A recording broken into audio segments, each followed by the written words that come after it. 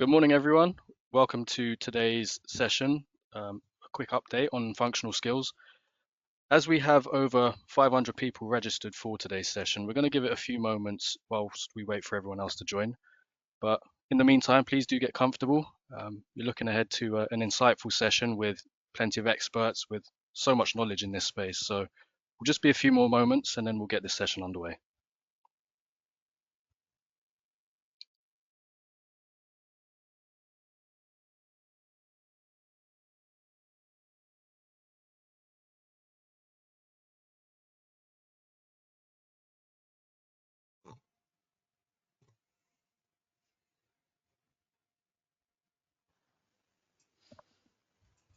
So good morning to everyone that's joining us today.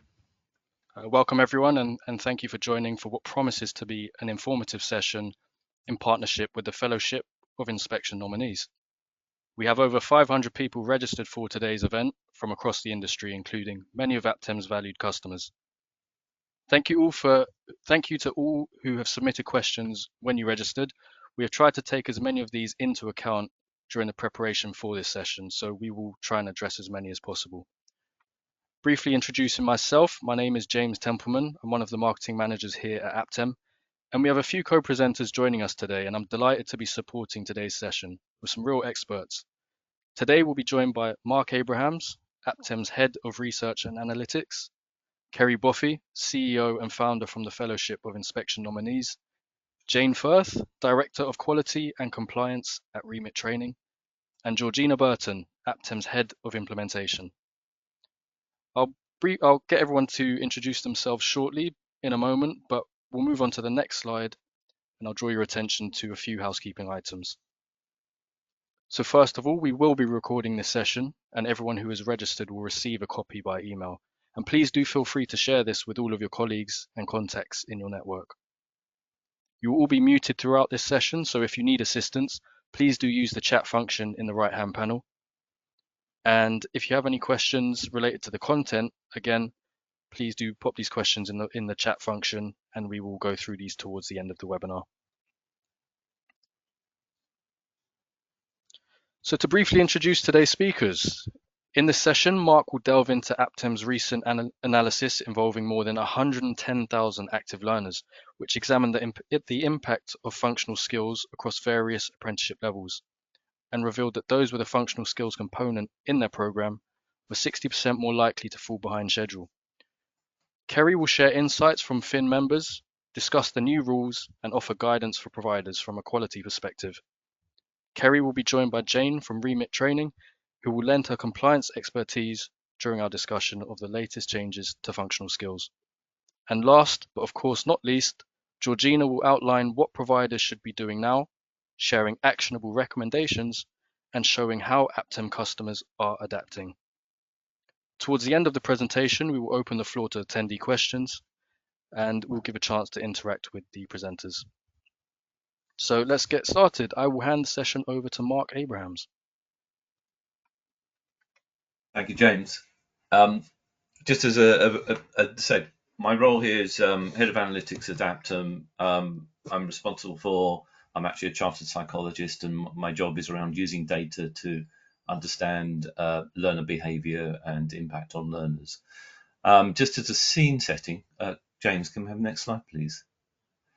So as a scene setting, basically, until the beginning of this month, everyone's aware that one requirement of successfully completing an apprenticeship was to have appropriate qualifications in English and maths.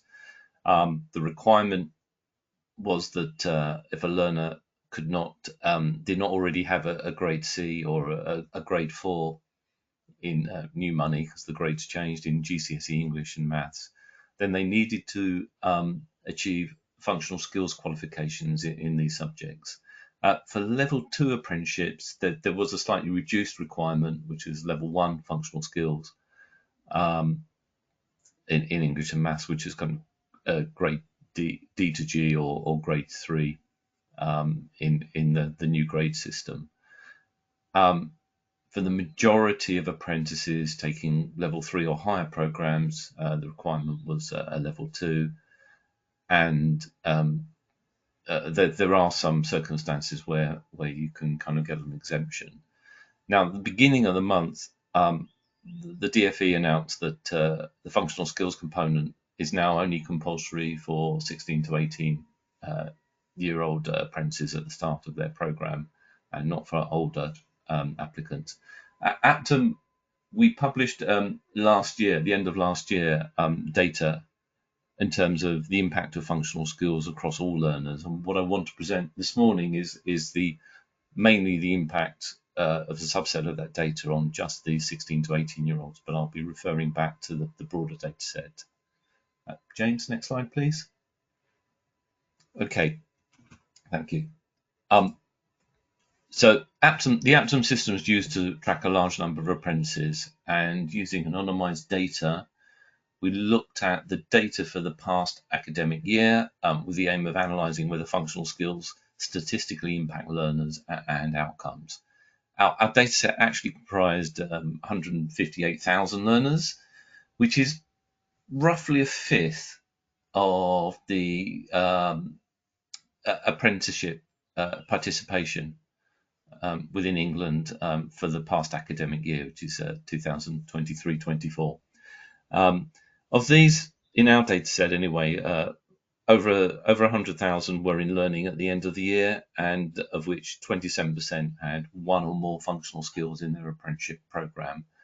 And of this, 18,000 were aged 16 to 18 years of age. We had around 49,000 who had an end date, of which 24% had functional skills as part of their program. So we found broadly across all apprenticeship levels and ages, more than a quarter of learners have one or more functional skills components as part of their program. Next slide, please. Sorry, James, next slide. Thank you. So what we want to do is actually answer these three broad questions, which is basically, do functional skills aims affect on-time learning, or are those learners more likely to be overdue, way past their end date, which has an impact on operational funding? Is taking functional skills or having as part of the program linked to higher withdrawal rates, and consequently, what's the impact on completion rates? As I say, for this analysis, we will be focusing just on the 16 to 18-year-olds, though we have published previously full analysis of the full data set. Next slide, please. Thank you. So for 16 to 18-year-olds, the proportion of learners working towards functional skills varied across apprenticeship levels. Within the data set in scope, 40% of level 2 learners and 19% of level 3 learners were taking functional skills.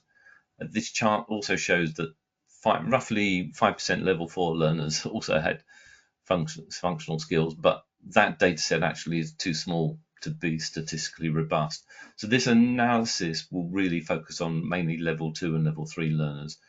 We also had about 3,000 people in our data set which had a level degree apprenticeship level of this age group, and basically there's almost zero functional skills learners within that group. In fact, there were 4 out of those 3,000. So we're again excluding them from the analysis. Across older age groups, actually, we found slightly higher proportions of learners taking functional skills. There's about 50% at level 2, 35% at level 3. So let's move on to the first kind of question, which is on-time learning. And broadly, what we had in our data set was 9,000 16 to 19-year-olds who were in learning at the end of the year, who expected to have kind of reached their planned end date.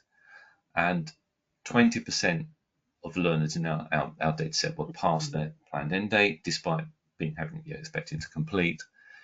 And what we see here is the summary of the impact. So overall, basically those taking functional skills, 33% of them are behind schedule, i.e. out of funding, and compared to only 20% of learners without functional skills aims. And this trend actually is replicated across the older age group as well. We also delved down into the detail and found that when we look at the functional skills aims themselves, we found that 63% of learners who are taking a functional skills qualification were actually behind on meeting the planned end date for those individual aims.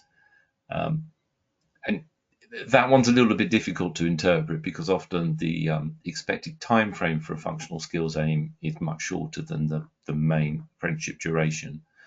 And so in our data, there's actually a lot of variation in terms of the planned time allocated to complete a functional skills aim.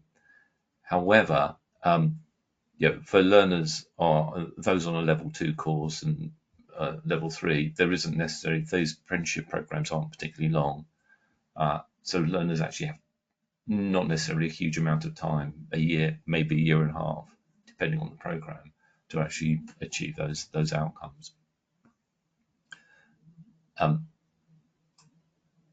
What I wanted also to mention here is that we've split the data by levels, and as you can see that the impact is slightly greater for level 3. Okay, next slide, please. Now let's look at those who have completed their apprenticeship. And for learners in a data set who have completed their program during the academic year, we found a greater impact on those completing functional skills. Broadly speaking, if you're taking functional skills, 66% of those complete late, compared to those without functional skills, 57% complete late. So there is a difference. This impact isn't quite as statistically high as sometimes we might expect. I think there is a general trend that lots of apprentices, for various reasons, complete late. We also found that the impact here, as you can see on the table, much greater on the level 2 learners. There didn't seem to be actually much of a difference at level 3. However, when we look at our analysis of kind of across all age groups, there is a clear trend as well. Okay, next slide, please.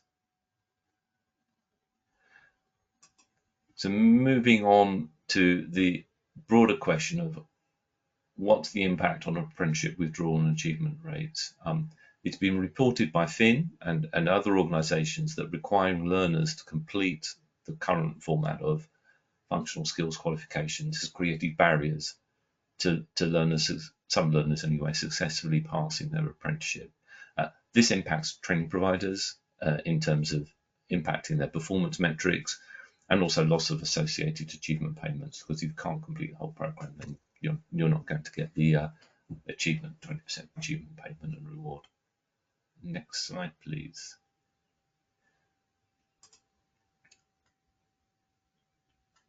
Okay, so we analysed the data of over 5,000 learners aged 16 to 18 in the Aptem dataset for this 23-24 academic year. Roughly 23% of those learners who had got to an endpoint had functional skills within their program. And overall, we found that the withdrawal rate, i.e. those that are likely to withdraw as opposed to actually complete or achieve, was 66% for those taking functional skills, and much reduced 45% for those without functional skills. So broadly, if you're thinking about national performance qualification achievement rates, those learners without functional skills, a typical provider would pass. But if you've got a functional skills component, actually it has an impact on your likely qual performance. The difference at level 3 was much higher than at level 2. Level 2, as you can see in the table, it was 64 versus 46 for those without functional skills. At level 3, 75% versus 45%. So it seems to be that at level 3, those without functional skills taking it, there's a higher impact on withdrawal, and that could be to do with the need to having to take maths and English, and whether that has an impact on other aspects of learning. what the data just tells us the level of the impact. It doesn't give us any reasons as to why that's happening in the data. And next slide, please.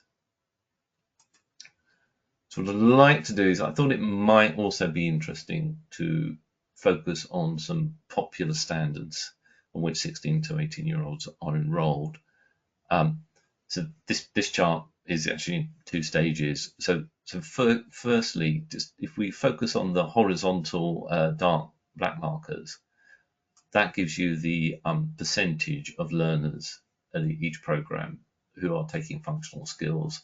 So, for example, here, interestingly, what I found in the data was that the learners in the kind of hospitality and the care sector, particularly health and care sector, seem to have very high rates of functional skills, much more so than learners in sort of business typically, but certainly engineering and other areas. In our group anyway, the data we found almost 55% of learners taking the early years practitioner program, the last bar on the chart, and early years level 3, early years educator, there was 35%. Noticeably, hospitality team member, chef, and customer service practitioner have kind of similar rates around the sort of 42 to 47%. So there are a largest proportion of learners who are having to take functional skills. Can we have the next slide, please? And this chart is the same chart as the previous slide, but this time I'm highlighting the relative withdrawal rates for those with and without functional skills aims as part of their program. So the orange bar is the learners with functional skills and the percentage of which we withdraw as opposed to complete, and for those learners who have an endpoint, and the blue bars are those without functional skills. As you can see, actually for early years practitioner, the rates are kind of broadly similar, but there's a very high impact for pharmacy services level 2, and particularly in the level 3 learners, where those without functional, who are having to complete functional skills, much more likely to drop out rather than actually complete the program. Okay, next slide, please. So moving on to the highlights, our data analysis shows that there's a clear trend that learners with functional skills aims struggle more. The data doesn't tell us whether the outcomes for these learners is lower because they do not necessarily have the English and math skills to succeed on their apprenticeship, or whether it's the additional challenge or burden of completing functional skills is frustrating or demotivating, or whether there's some other reason around relating to English and maths that actually prevents them from learning and achieving effectively. As I say, the majority of learners with functional skills aims are not going to complete those aims within the planned timescales. They're more likely to be out of funding, and when they're also more likely to drop out of the program rather than complete. Thank you. Next slide, James. I'll now move on, introduce Kerry Boffey and Jane Firth to talk about the current challenges to English and maths for adult learners. Good morning, everybody. So we've got a really good crowd today, which is a great number. So this is a really interesting time. My name's Kerry Boffey, and I'll let Jane introduce herself. So if you want to say hi, Jane. Turn the mic on. Okay, right. So if we go on to the first slide, please. Sorry, Kerry. Hi, everyone. I'm Jane Firth, Director of Quality and Compliance for Remit. So we're a national training provider, delivering multiple sectors, but predominantly automotive. Great, thank you very much. And I'm sure Jane's going to share some real insights with us today. So my first point is this an opportunity or a challenge, or actually it's both? So if you just go on to the next slide, please, James. So my name is Kerry Boffey. I'm from the Fellowship of Inspection Nominees, which is FIN. If you're not already a member, we are the only membership body working across the whole organisation, across all types of provider that focus on quality. We're all former Ofsted inspectors, so we focus a lot on quality, on the EIF and on inspection and so forth. So just go on to the next slide, please. So when we were looking at functional skills, for me, we've done a lot of governance for lots of organisations, and I've been in the sector a long time. We wanted to carry out some research. So we did some research across our members, and we opened it up to non-members as well. But we had over 400 members get involved in the research in different parts in surveys. We wanted to argue the point for functional skills reform. We didn't argue it for removal, we asked for reform. Because we believe, and we're looking at the data, that the current format drags down providers' achievement rates. And we believe that actually, by changing functional skills, or to a degree removing it, you can look at least a 20% increase in achievement rates. And that data that Mark has just shown us is absolutely fascinating. And it really does show, and certainly some of those vocational areas you can really see. And everybody on the call today who will have apprentices that won't be a surprise to you at all when you look at those who are taking it. When you have to sit an exam that you don't feel is relevant or you feel is complicated in relation to functional skills, it erodes confidence in the whole apprenticeship programme, and it disadvantages too many learners. So anybody who wants to find out a little bit more about some of that research, there's a link to an article here. Jane, have you got anything you'd like to add? Yeah, no, just obviously a remit of being involved in the research, and have been fairly vocal as well around the challenges and barriers that functional skills has had on some of our learners, with it being an exit requirement. And that's not to say we don't believe in the importance of delivering English and maths and it being an integral part of the programme, but it was that exit requirement that was a real problem for us, and also the way functional skills was structured, that was a real challenge for our learners. Yep. Thank you very much for that, Jane.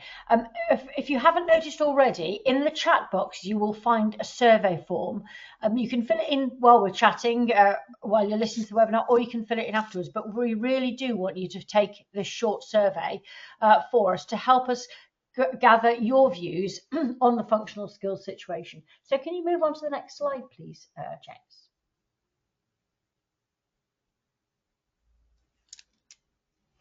So for those of you who don't know, I'm sure most of you do, that the key policy changes apply to 19 plus at the start of their training. This is what's going to be really interesting. And I was chatting to Jane about this the other day, that it depends on their age of when they started. So even if they have a gap in learning, or if they have a break in learning, it's what age they were when they started it, or whether they're going to be exempt. So this is purely this new policy is purely for 19 plus.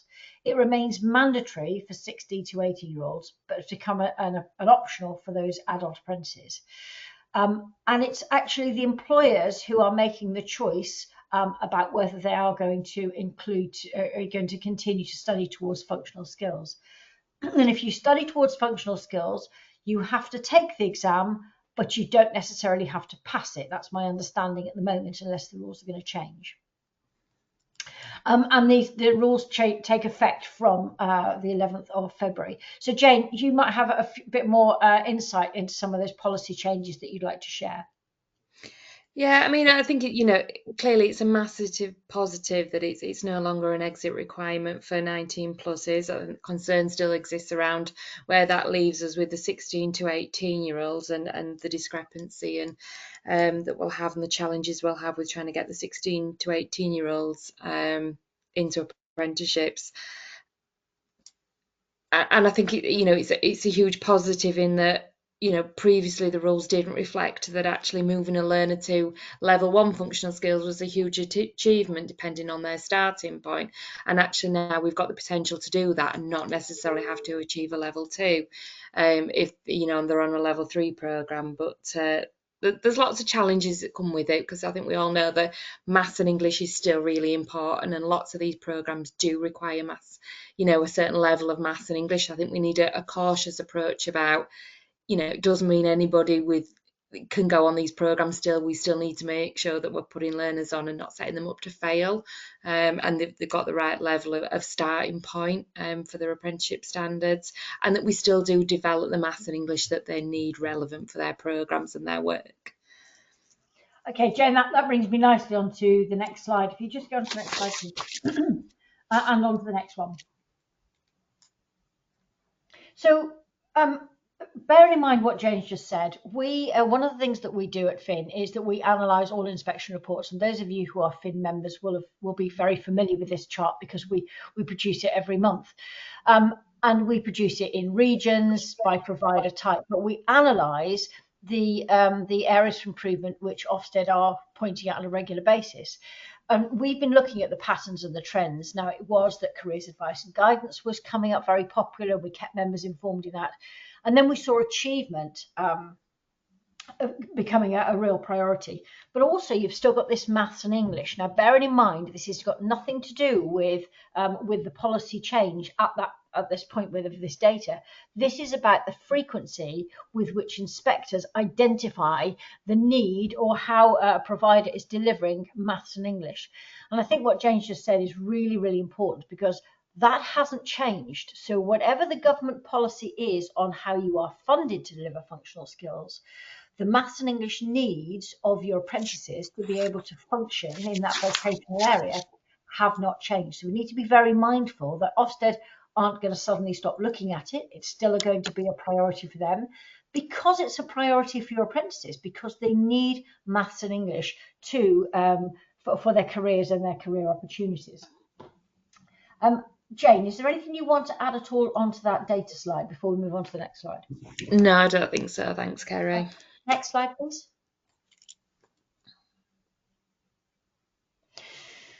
So when we've looked at the inspection reports, and we've looked at the areas for improvement. Also, when you see a provider requires improvement ratings, they really often show a weakness in functional skills delivery.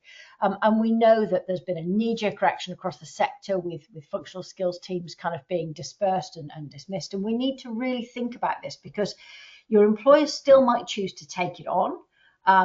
There are lots of providers now who are looking at, actually, if we don't have the revenue for functional skills, what are we going to do? Is there going to be a change in policy again? So we need, and you've got your 16 to 18 year olds. So we still need to be very mindful that people still need to get that English and maths integrated into that workplace and into that delivery. So what we need to think about is that how will inspectors and how will it be viewed in the future?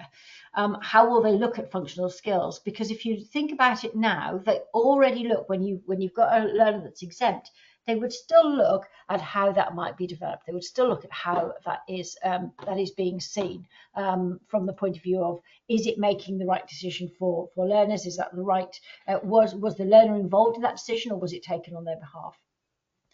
And we need to think about the employers being involved in that decision-making process. Is it a decision? It's not a fait accompli. It needs to be a discussion, and it needs to be recorded. And of course, I think there's a very good chance that Ofsted will continue to say, was it the right decision? Are those learners being met? So Jane, if you want to just have a look and have any comments on that, that would be great. And I'm going to have a quick look, because we've got quite a few questions that I'm just going to have a look what questions we have to see if they're going to. Yeah, I mean, I entirely agree, Kerry. I think we've got to be really sort of cautious around the decisions we're making, and ensure that, you know, English and maths is still in the forefront of what we're thinking about when we're recruiting learners, and then throughout the delivery. So making sure that we are developing the right English and maths levels that they need for their apprenticeship standard. You know, some of the level 3, 4, 5 programs, without a good level of English, they're not going to be able to, you know, complete the required project pieces and things like that. So developing those skills are still really important, even if the learner does choose to opt out of actually doing functional skills English. So I think, you know, we've still got to look at what the learners really do need. And, you know, clearly if we put learners on that are not right for the programme because of their literacy and numeracy needs, and then don't develop them, Ofsted will look at that exceptionally critically. and rightly so. So I think it's still making sure that we're getting the right learners on the programme, and we do support the needs that they've got with maths and English throughout, regardless of whether they're being funded from functional skills. I think the other thing that we need to be mindful of as well, and it's kind of a double-edged sword, is that because the new chief inspector is very interested in achievement rates, and because including Finn, but others across the sector have said, this is what is hampering our QAR rates. They are going to look for that really increased QAR rate. So you're going to have to demonstrate that actually it was just functional skills and that we have got good sequencing and that we are putting the right things in place for those learners from their starting points. So there is going to be a double-edged sword there that we're going to need to really demonstrate our improved achievement rates. And I think one of the other things is that leaders and managers with their governors, with their board, are really going to have to start scrutinising data more carefully. And, I've worked with Remit for a long time, and they are one of those providers that take a forensic approach to data. So they would understand exactly how that current functional skills impacts on their potential of their achievement rates, because they're going to look a lot harder at where you have got poor retention or where you haven't got learners achieving, especially where they're no longer doing the functional skills. Would you like to go on to the next slide, please, James?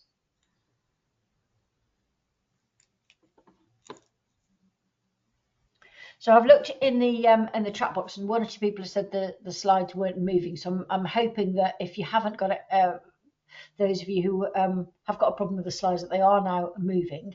We've got a couple of questions in the chat box. So if it isn't covered, what we're going to do is follow up with some questions, follow up with some answers, and circulate some answers to any questions that we don't get around to answering today. I am hoping that you've all now managed to find the survey. I know there's a question about where the survey was, and it's in the chat box. So I'll ask James to put it in the chat box again so that people don't have to scroll through. So if we can put the survey in the chat box, that would be really, really helpful. Okay, so implications when we think about for employers and apprentices. Is this going to lead potentially to some apprentices, disparities in the workplace with some who aren't working towards their functional skills? We've got to think about the strategic decisions regarding the training plans and how you are going to change those training plans and how you're going to meet that need. And I think we've already touched on this a little bit, but I think it's going to be really important that if an employer is saying, I don't want my learners to take functional skills, but you can identify that there is a need, or the apprentice identifies there is a need, or that need appears with their English and maths, you are going to need to think about how you are recording that in their training plan, how you are planning to kind of fill that gap. Because the problem, one of the challenges that I feel is really, really strong here is that DFE are giving you this option about functional skills, but if you identify the learner or the apprentice, the employer doesn't want you to do functional skills, but there is a need for maths and English, you are not funded for that. You are only funded for that route of functional skills, which will involve an exam. So it's not a halfway. There's no yes, we'll meet your needs from the point of view of maths and English, because you will be expected to fund that yourselves. So it's about managing that whole process, because especially if you no longer have your functional skills team, or that functional skills team has been reduced, you're going to need to think about how you're going to develop those vocational tutors, brings back the old days, but those vocational tutors to help with that maths and English, because there won't be additional funding. So it really is a little bit of a dilemma, because the need has not changed, just the fact that it is no longer an exit requirement. Another concern that I really do have is that the 16 to 18 years are becoming less attractive to employers. So, does this mean that providers might say, oh, you're nearly close to your 19th birthday, let's hang fire until you're 19? Is it going to be much harder? I think it will be, for employers to encourage people to take on a 16 to 18-year-old when they don't have that choice. So I think it's going to become more of a challenge to support your 16 to 18-year-olds. Jane, would you like to add anything? Yeah, I just massively agree on the 16 to 18 point. Fundamentally agree that they should continue with maths and English in line with the rest of FE that they do with, if they're doing BTECs or T levels or A levels, they have to continue with maths and English if they haven't got the equivalent of a C or above. But actually, it still being an exit requirement, it will create a real barrier and put them at a real disadvantage when employers are looking to recruit, because clearly there's cost and time implications and potential barriers to them actually achieving the apprenticeship that there won't be with 19 pluses. So I think it's something that we all need to continue to work with DFE on that point, because I do think it's putting an already fairly vulnerable group at further risk. There's a couple of questions, a number of compliance questions, Jane, in the chat box that I'm not sure we're going to be able to answer on the session today, because what we would need to do is double check where the guidance is. But it talks about learners who are already on program and about them changing programs. So I think what we might do is need to take a breath on some of those from the point of view of getting it right. What we don't want to do is not get the answers right for you. So if we don't answer your questions today, please don't feel frustrated. There is a proper reason why we've decided to do that. Okay, on to the next slide, please. So what I think it's important is that everybody goes away from this session and understands kind of, okay, it's about what do we do now? How do we meet the needs of our apprentices? How do we identify it? Do we look at a different way of initially assessing them? Do we still do an initial assessment? I mean, I recognise that it's got to be fundable. It's got to be, you've got to think about the funding and the costs. But how are you going to identify those needs to help the employers make that decision? Because what we haven't seen at the moment is the real detail on what the expectations are in relation to that employer. Now, the providers that we are working with, some of them are talking about having a face-to-face meeting with all employers. Some are talking about just sending them a form to say, do you want to carry on with it or not? Making it very, very easy. But I think you need to think long and hard about how you are going to have that conversation with your employers, how you're going to record it for your own evidence about how you are meeting that need. From the point of view of an audit at a later date, somebody may well come back and ask you how you came to this decision. I mean, I've been talking to some employers as before this session as a bit of research, and unanimously, every employer said absolutely 100% totally value maths and English. I showed them an exam from functional skills, and unanimously they all said, well, I don't want them to do that. I don't want to go down that route. So instantly I had a dilemma just on that conversation with them, when it didn't necessarily understand what was involved in functional skills, but they still wanted maths and English. So we really need to think about this, which is why it's an opportunity, but it's also a challenge as well. So it's about finding those cost-effective solutions to comply with employers' wishes, but also meet the needs of the apprentices without burdening yourselves with the cost, because of course when you no longer deliver functional skills, you no longer receive that funding. Jane, anything else you want to add to that? I think it's just about ensuring that you're delivering the right level of maths and English for the programme. So for us, it's built into all our session plans how we deliver the right level of maths and English, and we will continue with that regardless of whether the learner's going to do functional skills or not, because developing that skill set is really important. Lovely. I think the next slide will be definitely for you to add any comments on yours, Jane. So would you like to talk us a little bit about, from your experience with REMIT, anything on there you want to add to that? So I think obviously we all need to have those discussions with our learners and our employers now around whether they want to continue where they're 19 plus.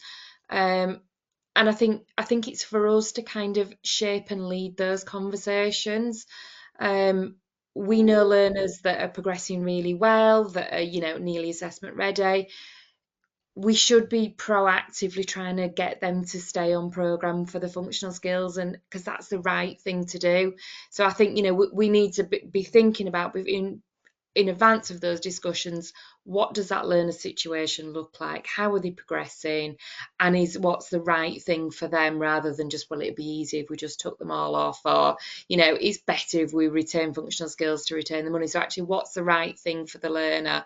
And really thinking about that beforehand and before those discussions take place. Obviously, they've said that the training plan needs to reflect the decision. The funding rules do say that the discussion needs to take place between the learner and employer, but they do only say that they only mention that the employer has to sign the training plan.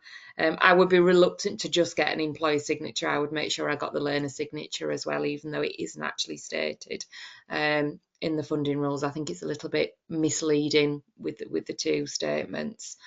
We obviously know that we need to get the decisions back to DfE by the 1st of April around this point, and whether learners want to continue or opt out. It does say that we've got a 12-weekly the progress review cycle in which to get the documentation signed. So I would count 12 weeks from the 11th of February in terms of getting the documentation signed and in place. Jane, I really 100% agree with your comment about getting the apprentices to sign it as well. I think what you may decide to do is develop your own internal documentation, which is almost kind of an agenda that says an agenda for the meeting, whether it be online or remote, that says this is how we negotiate with our employers, this is what will be covered, we explore this, we understand that, so that you've actually almost gone through an agenda, so that you've got that backup that shows this is how we came to that conclusion. Because at the moment they're not necessarily asking for that, but they might in the future. But also Ofsted may well want to look into how you came to that conclusion, especially if in the long run it doesn't affect your achievement rates, and that Ofsted come and find that you've got apprentices on with particular needs that could have been met by the functional skills. So I think it's worth taking that time now to really consider how you're going to document it, how you're going to record it, and the process you're going to follow to come to that conclusion, so that it's very much an open discussion. And as Jane pointed out, these are the different ways of doing it and the benefits or the non-benefits. Can I have the next slide, please, James? Thank you. So what are we going to do at Fin for its members? Well, first of all, and I know we've got a number of members on the call today, and hopefully we may have some of you may well want to find out a bit more about Fin. But we're going to continue to fight for the reform of functional skills. I still believe that actually there is a place for it, but it needs to be a much more appropriate to the learner's needs, and not necessarily I think I've written before in articles about a bit more of a comprehension test, the maths is, rather than a maths test. So let's reform it. I worry that because they've removed it for 19 plus and just left it for 16 to 18-year-olds, the reform may well be pushed into the long grass. And I think we need to raise that again to say, no, reform is really important. We're going to look at how we support our Fin members with this delivery, and what we've talked about today is about getting this balance right, about ensuring that you still have the evidence for Ofsted on how you're developing maths and English in a cost-effective way, meeting those learners' expectations and their career development, but also some ideas on how you might evidence that. So from the point of view of those of you who are Fin members, we're going to have a follow-up event. It may well be towards the end of March, to capture just before you have to send in your notification, but to look at some records about that discussion. So we will let members know about how we're going to do that and when we're going to do that. There's lots of different ways of embedding functional skill, embedding English and maths. We've got lots of ideas on how you can quite easily embed maths and English very effectively into that vocational area. So maths and English hasn't gone, it's just different. And I think that's the most important message, is that we need to look at it differently, look on it positively, but really make sure that our achievement rates are doing the right thing. So can I have the last slide, please? No, I thought I'd got one more. No, I haven't got one more. Right. Okay. Well, that's me summarising. So if you want to just go back to that one slide on that implementation, Jane, have you got anything you want to add to that at all? No, I don't think so. I think we've covered everything, Kerry. Thanks. Okay, so I think from Friends' point of view, it's both an opportunity and it's a challenge. Don't fall foul of that challenge. Embrace the opportunity. It's the right move, but we need to manage it. So if you haven't filled in your survey, please do. Thank you for listening to us today.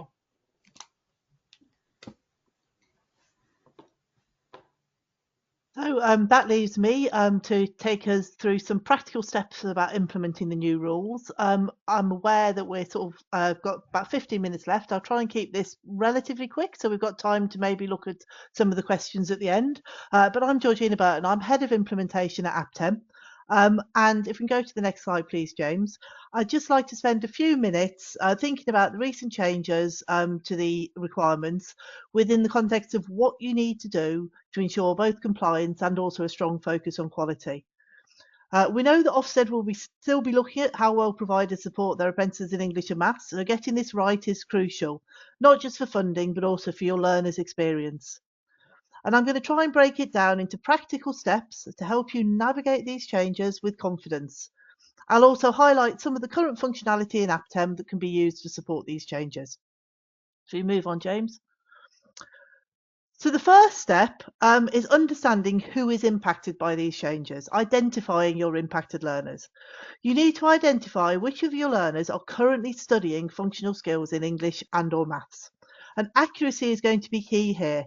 We may want to make sure that we're looking at your learner's original start date, not a restart date when we're determining whether they fall into the 16 to 18 or 19 plus category.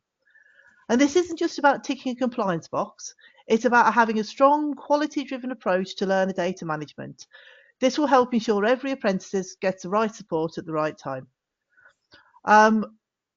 We need to make sure we've got clear, accurate records and we're actively maintaining those records for functional skills.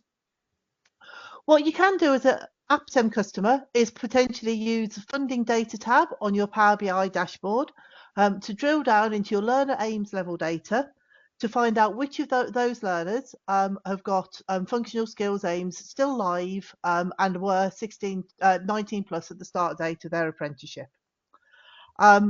That will allow you to be able to identify quickly and easily the learners on programme that you need to be having conversations with. And if you can move to the next slide, please, James. And one of the most important factors is this age guidance. And we need to remember 16 to 18 years at the programme start must continue with English and Maths until they achieve the required level. There's been no exemption or no change in the rules for those learners. If a learner was 19 plus at the start, they can decide whether they want to continue. But it isn't just about compliance or taking the easy option, it's a critical decision for their career and development. And even though functional skills training is optional, you should still ensure that learners and employers understand the benefits of continuing, particularly in industries where strong literacy and numeracy skills are highly valued.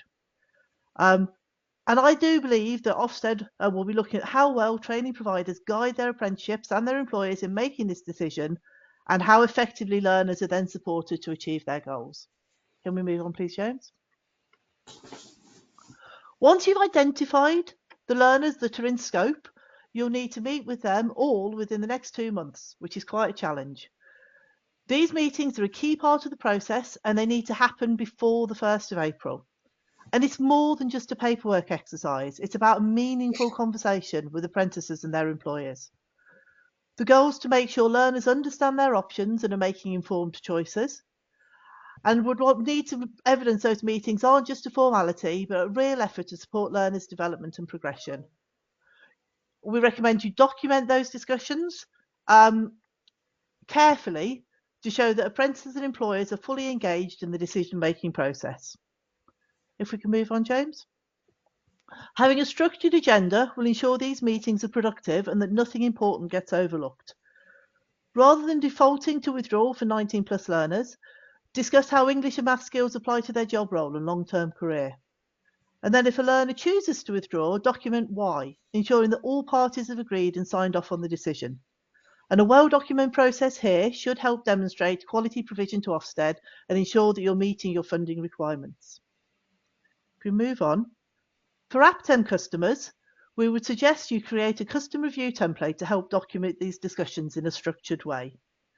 Aptem's reviews are fully customizable and can be added to an existing programme, giving you full flexibility and control.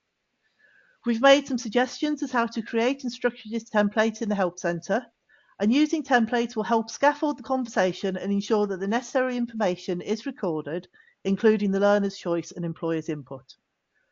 Scheduling and tracking these meetings will help to ensure compliance with the 1st of April deadline, and the template should include key questions that encourage discussions beyond just withdrawal, focusing on how functional skills support the learner's current and future career prospects.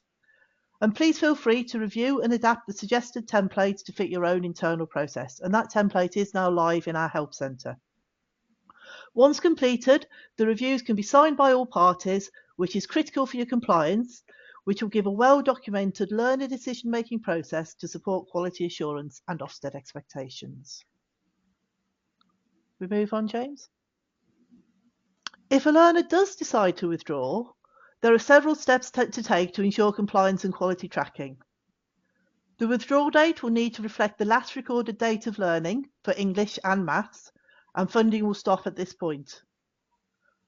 You'll need to update your training plan and secure signatures from all parties to ensure a transparent, well-documented process.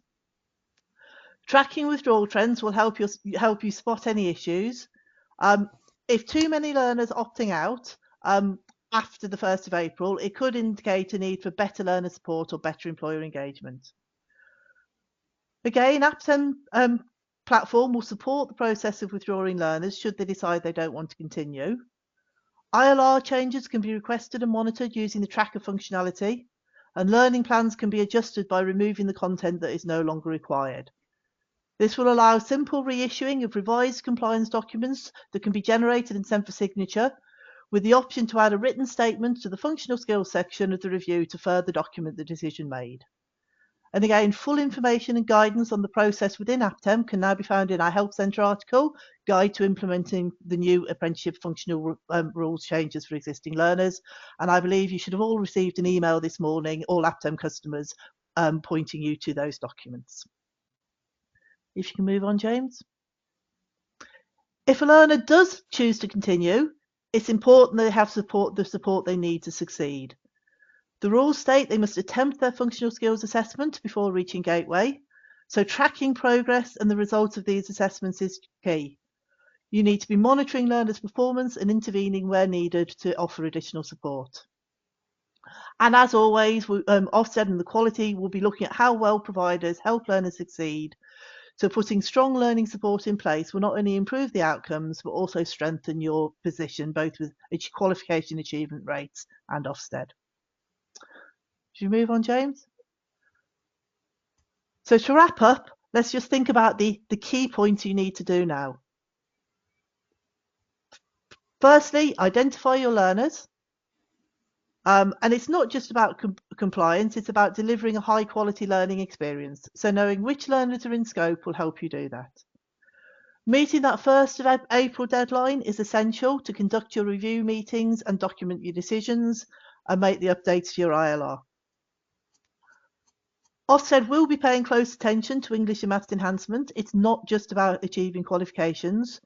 So making sure learners are supported to improve their literacy and numeracy and tracked effectively if they're still completing their functional skills qualifications will be key. And I think if you have any questions, now is the time to ask. And I just want to highlight that we are going to be running a follow-up webinar next week. We are just confirming details and we'll be sending invitations out for that shortly. But we have a follow-up webinar with Tony Allen, where we're going to be looking into the funding rules, looking at this far more from the funding perspective. So the funding rule changes in much more detail, with also some more detail on the practical steps you can take within Aptem if you are an Aptem customer to apply those funding rules. I'll hand over to you, James. Thank you, Georgina. Are there any kind of key questions that you'd like covered from the audience today? We've got 5 minutes left. James, I was just going to say quickly that there's quite a few questions that I think will be covered on the more technical side. regarding the ESFA rules and initial assessment, and also questions about the 1st of April exemption. So I think there's a lot of technical ones which I think will come out on your webinar. On the one on one of the ones regarding Ofsted, yes, I think there will be an update from Ofsted, but it won't be revolutionary. It won't be we don't care anymore about English and maths, but it might be that we understand that that apprentices may well be choosing not to take to take functional skills, or the employers will. But I do believe Ofsted will be looking then about how you came to that conclusion, how that decision was made. So there will be some guidance coming out, but they haven't said anything yet. We haven't covered today, because it's very short time, on student support plans or additional needs exemptions. Again, some of that might come into the compliance, but I think this is a topic that we're all going to be covering a lot more again in the future. So we've only just touched on it today. Kerry, there was one question in the chat that I was quite interested in, and I'd love to get your take on it. But we had a question about that now English and maths isn't required. Do we still need to carry out functional skills initial assessment to meet the rules? My take on this is that we still need to assess a starting point for a learner. So we still need to know how they're operating both in literacy and numeracy at the start of their programme. And I believe that is still covered in the SFA funding rules under initial assessment. But I'd love your opinion on that and whether you would agree with my assumption.